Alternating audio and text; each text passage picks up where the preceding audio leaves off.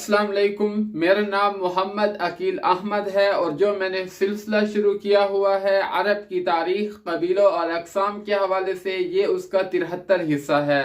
مدنی زندگی کو 3 مرحلوں میں تقسیم کیا تھا اور یہ دوسرا مرحلہ جاری ہے۔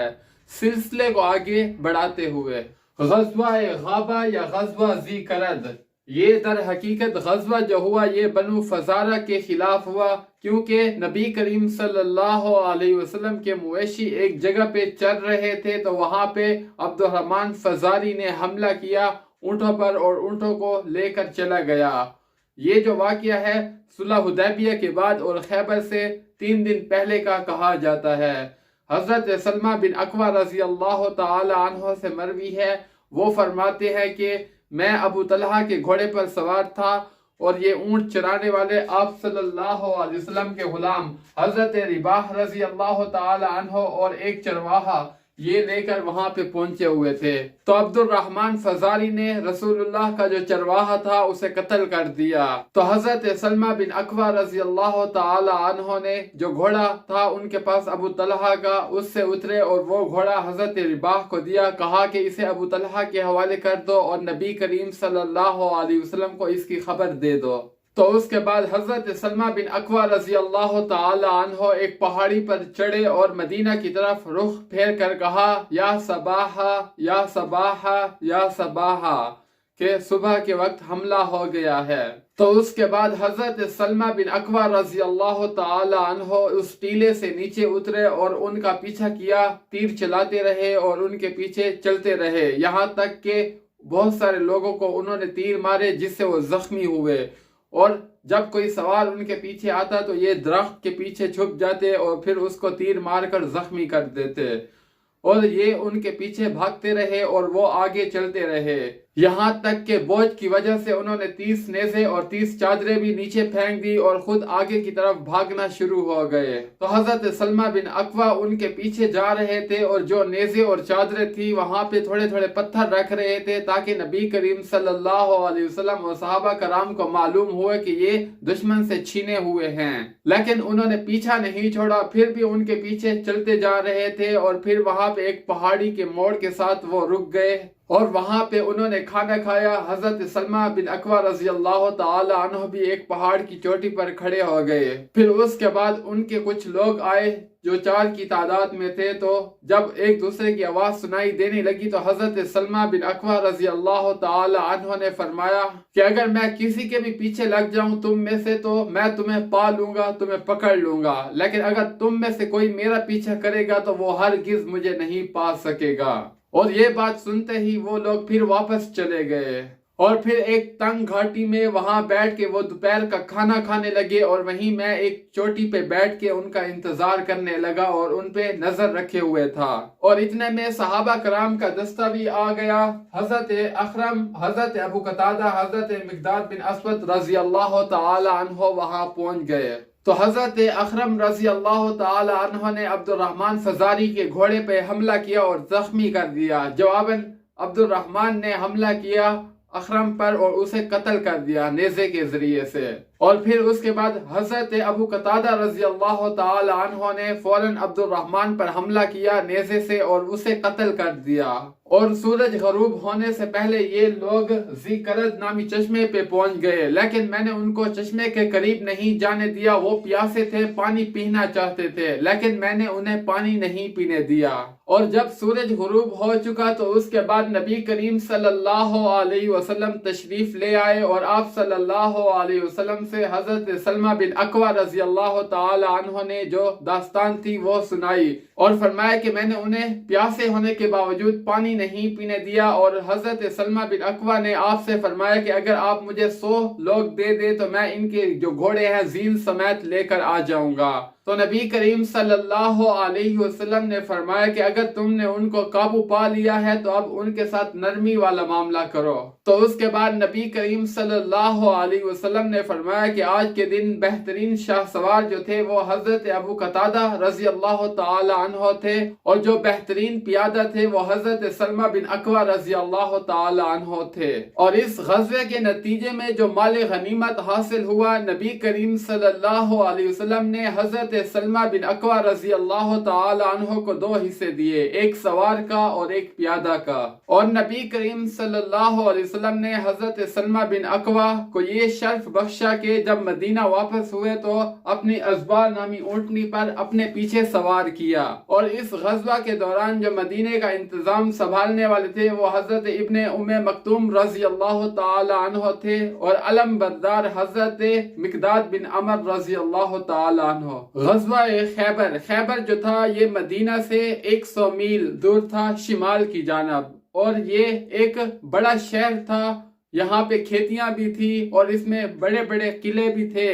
لیکن اب یہ ایک بستی بن گئی تھی کیونکہ اس کی جو آب و ہوا تھی وہ غیر صحت مند تھی۔ اس لیے غزوہ احزاب میں 3 طاقتیں تھی جو مسلمانوں کے خلاف تھی۔ صلح حدیبیہ کے نتیجے میں ایک طاقت کا بازو ٹوٹ گیا، یعنی قریش نے صلح کر دی، اب 2 طاقتیں باقی تھی، ایک یہود اور قبائل نجد۔ تو نبی کریم صلی اللہ علیہ وسلم قریش سے جب فارغ ہوئے، کیونکہ سب سے زیادہ طاقتور تھے، جب قریش کا بازو ٹوٹا تو باقی جو تھے ان کے بھی حوصلہ پست ہو گئے، تو اس لیے دوسرے نمبر پر یہود تھے، کیونکہ یہ لڑ تو نہیں سکتے تھے لیکن دسیسہ کار تھے، اور مسلمانوں کو وقتاً فوقتاً ان کے پاس مہمیں بھیجنی پڑ رہی تھی، لیکن مسلمانوں نے صحیح طرح سے ان پر حملہ نہیں کیا تھا، کیونکہ اگر وہ اس کی طرف متوجہ ہوتے تو ادھر قریش کی طرف سے خطرہ تھا، اس لیے قریش کی طرف توجہ نہیں ہٹائی جا سکتی تھی، تو یہود کی طرف عارضی طور پر مہمات بھیجی گئی۔ جب مکمل طور پر امن ہو گیا قریش سے تو اس کے بعد نبی کریم صلی اللہ علیہ وسلم نے فیصلہ کیا یہود کی طرف جانے کا خیبر میں، کیونکہ خیبر یہود کا گڑھ تھا اور دسیسہ کاریوں کا اب اڈا بن چکا تھا، اس لیے نبی کریم صلی اللہ علیہ وسلم نے ان کی طرف رخ کیا۔ اور یہود کی جو دسیسہ کاریوں کے واقعات ہیں وہ پہلے گزر چکے ہیں کہ کس طرح سے انہوں نے مسلمانوں کے ساتھ بدعہدی کی، این موقع جب مسلمان مشکل میں ہوتے تو یہ بدعہدی کر لیتے۔ اگر ان میں کوئی قبیلہ جیسے کہ بنو قریظہ نے بدعہدی نہیں کی تھی تو اس میں جو بنو نذیر تھا انہوں نے ان کو مجبور کر دیا تھا کہ آپ مسلمانوں کی بدعہدی کریں، تو بنو نذیر نے بنو قریظہ کو مجبور کر دیا تھا کہ وہ مسلمانوں کے ساتھ بدعہدی کریں، تو اس لیے اب یہود کے خاتمے کا وقت آ گیا تھا۔ ابن اسحاق کا بیان ہے کہ نبی کریم صلی اللہ علیہ وسلم حدیبیہ سے جب واپس ہوئے مدینہ تو ذی الحجہ کا مہینہ پورا مدینہ میں گزارا اور محرم کے چند ایام گزارے اور اس کے بعد خیبر کی طرف روانہ ہوئے۔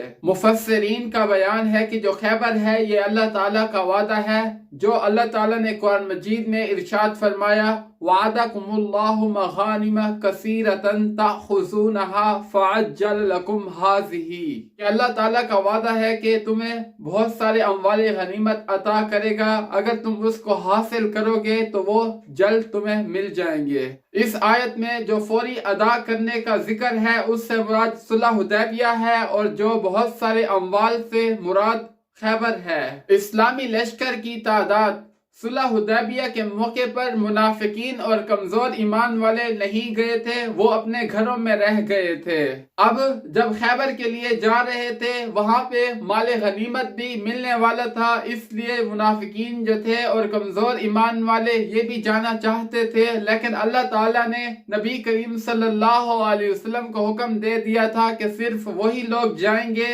تو نبی کریم صلی اللہ علیہ وسلم نے اعلان کروایا کہ صرف وہی خیبر میں جائیں گے جنہوں نے بیعت رضوان کی تھی صلح حدیبیہ کے موقع پر، جنہوں نے بیعت کی تھی، اور ان کی تعداد 1400 تھی، صرف وہی جائیں گے، اس کے علاوہ نہیں جائیں گے۔ اور اس غزوے کے دوران مدینہ کا جو انتظام سنبھالنے والے تھے وہ حضرت صبا بن عرفتہ غفاری رضی اللہ تعالی عنہ تھے، اور ابن اسحاق کے بقول حضرت نمیلہ بن عبداللہ لیثی رضی اللہ تعالی عنہ کے حوالے کیا گیا، لیکن پہلی بات زیادہ درست ہے حضرت صبا بن عرفتہ غفاری رضی اللہ تعالی عنہ والی۔ اور اسی دوران مدینہ میں حضرت ابو ہریرہ رضی اللہ تعالی عنہ اپنے رفقا سمیت پہنچے۔ اس وقت حضرت صبا بن عرفتہ غفاری رضی اللہ تعالی عنہ صبح کی نماز سے فارغ ہوئے تو پھر ان سے ملاقات کی، اور اس کے بعد حضرت ابو ہریرہ اور اس کے رفقا نبی کریم صلی اللہ علیہ وسلم کے پاس خیبر چلے گئے۔ جب وہاں پہنچے تو خیبر فتح ہو چکا تھا، تو مال غنیمت میں نبی کریم صلی اللہ علیہ وسلم نے حضرت ابو ہریرہ اور اس کے رفقا کو بھی شامل کیا تھا۔ یہود کے لیے منافقین کی سرگرمیاں۔ اس موقع پر راس المنافقین عبداللہ بن ابی کو جب معلوم ہوا کہ نبی کریم صلی اللہ علیہ وسلم خیبر کی طرف جا رہے ہیں تو اس نے ان کو اطلاع دی۔ اطلاع میں اس نے یہ کہا کہ تمہیں ڈرنے کی ضرورت نہیں ہے، تمہارے پاس ہتھیار بھی زیادہ ہے، تعداد بھی زیادہ ہے اور کھانے پینے کا سامان بھی زیادہ ہے، اور ادھر محمد کا جو لشکر ہے اس میں تعداد بھی کم ہے اور یہ تنگ دست ہے اور ان کے پاس ہتھیار بھی کم ہے۔ تو جیسے ہی عبداللہ بن ابی کا پیغام ان کو ملا تو اہل خیبر نے فوراً کنانہ بن ابی الحقیق اور حوضہ بن قیس کو حصول مدد کے لیے بنو غطفان کے پاس روانہ کیا اور انہیں مدد کا کہا اور ان کو یہ کہا کہ جب ہم نے مسلمانوں پر غلبہ پا لیا تو ہم اپنی پیداوار کا نصف جو ہے حصہ وہ تمہیں دیں گے۔ پھر رسول اللہ صلی اللہ علیہ وسلم اور صحابہ کرام خیبر کی طرف نکلے۔ خیبر جاتے ہوئے جبل اسر کو عبور کیا، پھر وادی صحبا سے گزرے اور پھر ایک وادی رجی میں پہنچ گئے۔ رجی سے بنو غطفان کی آبادی صرف ایک دن اور ایک رات کی دوری پر واقع تھی اور بنو غطفان نے تیار ہو کر یہود کے لیے خیبر کی راہ لے لی تھی،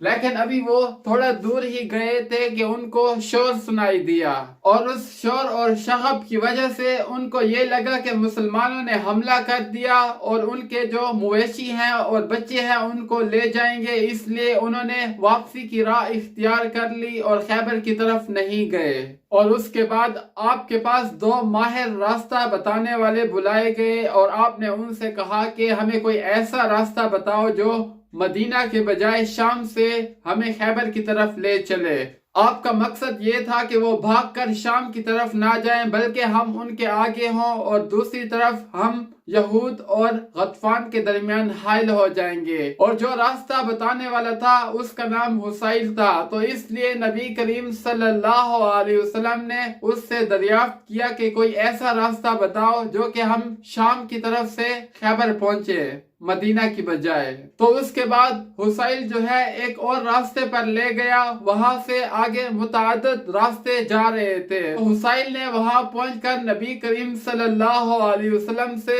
یہ کہا کہ اب بتائیں آپ کس راستے پر چلنا چاہیں گے، کیونکہ یہ سبھی راستے آپ کو منزل مقصود تک پہنچا دیں گے۔ تو اس کے بعد آپ نے فرمایا کہ ان راستوں کے نام بتاؤ۔ تو حسیل نے کہا یہ پہلا راستہ ہے، اس کا نام حزن ہے، اس کا مطلب سخت اور کھردرا تھا، تو آپ نے منظور نہیں کیا کہ اس راستے پر جائیں۔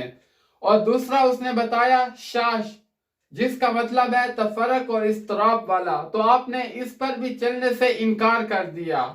اور جو تیسرا راستہ بتایا حاطب، لکڑہارا، تو اس پر بھی آپ صلی اللہ علیہ وسلم نے چلنا گوارا نہیں کیا۔ تو پھر حسیل نے کہا تو اب صرف ایک ہی راستہ بچا ہے۔ تو حضرت عمر نے فرمایا کہ وہ کون سا ہے؟ تو حسیل نے کہا کہ مرحب، جس کا مطلب تھا کشادگی۔ تو آپ صلی اللہ علیہ وسلم نے اس راستے کو اختیار کیا اور اسے پسند کیا۔ حضرت سلمہ بن اکوع رضی اللہ تعالی عنہ کا بیان ہے کہ ہم راستے میں جا رہے تھے تو کچھ صحابہ نے عامر سے کہا کہ آپ اپنے کچھ نوادرات سنائیں، کیونکہ عامر جو تھے یہ شاعر تھے۔ تو وہاں پہ حضرت عامر رضی اللہ تعالی عنہ سواری سے اترے اور اپنے نوادرات جو ہے وہ سنائے، صحابہ کرام سننے لگے۔ تو وہاں سے نبی کریم صلی اللہ علیہ وسلم گزرے تو آپ نے فرمایا کہ ہدی خان کون ہے؟ تو لوگوں نے کہا کہ عامر بن اکوع۔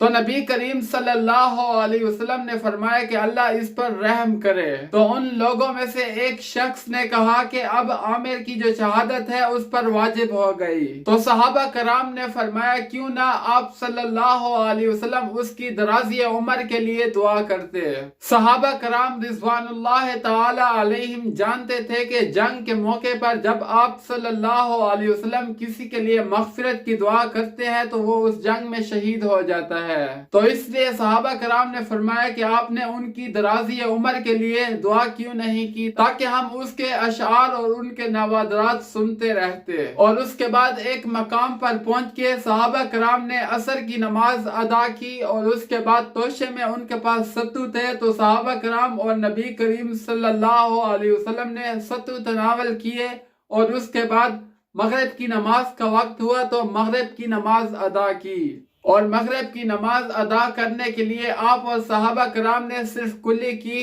وضو جو تھا عصر والا اسی کے ساتھ آپ نے مغرب کی نماز پڑھائی۔ آپ صلی اللہ علیہ وسلم اور صحابہ کرام آخری رات خیبر کے بالکل قریب پہنچ گئے اور وہیں پہ رات گزاری، کیونکہ آپ صلی اللہ علیہ وسلم کا دستور تھا کہ اندھیرے میں دشمن کے قریب نہیں جاتے تھے، اور رات وہیں پہ گزاری۔ اور جیسے ہی صبح صادق ہوئی غلس میں ہی صبح کی نماز ادا کی، اور جب روشنی ہو چکی تو نبی کریم صلی اللہ علیہ وسلم نے صحابہ کرام کو آگے روانہ کیا۔ تو وہاں پہ جو یہود تھے خیبر کے رہنے والے، وہ کھیتی باڑی کے لیے نکلے، تو جب انہوں نے محمد صلی اللہ علیہ وسلم کا لشکر دیکھا تو شہر کی طرف بھاگ گئے، اور آپ صلی اللہ علیہ وسلم نے نعرہ تکبیر بلند کیا، اللہ اکبر، تباہ ہوا خیبر، اللہ اکبر، تباہ ہوا خیبر، اللہ اکبر، تباہ ہوا خیبر۔ اور اس کے بعد آگے بڑھ کر ایک جگہ پڑاؤ ڈالنے کا سوچا، تو آپ صلی اللہ علیہ وسلم کے پاس حضرت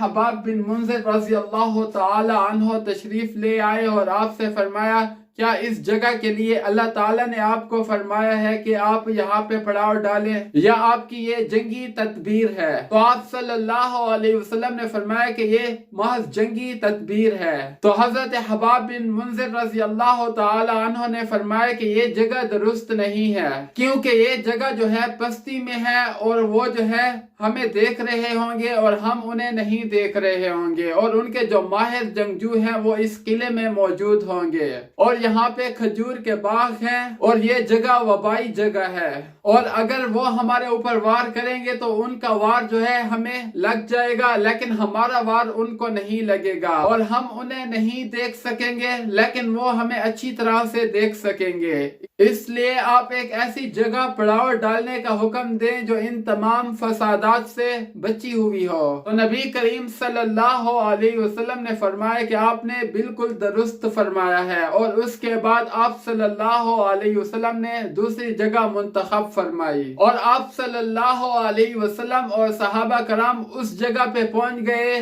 جہاں پہ خیبر جو ہے وہ بالکل قریب تھا۔ تو آپ صلی اللہ علیہ وسلم نے لشکر سے کہا کہ ٹھہر جاؤ یہاں۔ تو اس کے بعد نبی کریم صلی اللہ علیہ وسلم نے اللہ تعالیٰ سے دعائیں کی، اور اس کے بعد آپ نے فرمایا کہ چلو آگے بڑھو۔ بقیہ حصہ انشاءاللہ نیکسٹ ویڈیو میں۔ آپ دوستوں سے ریکویسٹ ہے میرے چینل کو لائک کریں، سبسکرائب کریں، شیئر کریں، کومنٹس میں اپنی رائے کا اظہار کیا کریں۔ تب تک کے لیے اللہ نگہبان، اللہ حافظ، السلام علیکم ورحمۃ اللہ۔